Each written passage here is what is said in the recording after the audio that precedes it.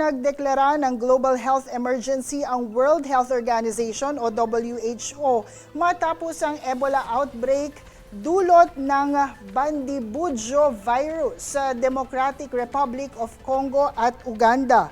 Base sa huling ulat, nakapagtala ang otoridad ng 8 laboratory-confirmed cases.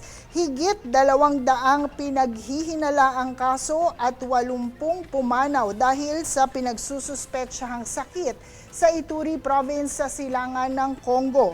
Nakapagtala rin ang Uganda ng 2 kumpirmadong kaso kabilang ang isang pumanaw na parehong bumiyahe galing sa Congo.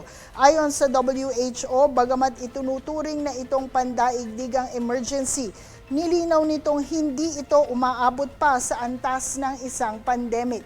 Kasalukuyang ding kinakalap kung gaano karami ang tunay na bilang ng mga nahawahan at kung gaano na kalawak ang naapektuhang lugar ng Ebola. Kasunod nito, nakikipag-ugnayan na ang Department of Health sa WHO matapos ang naging deklarasyon ng ahensya.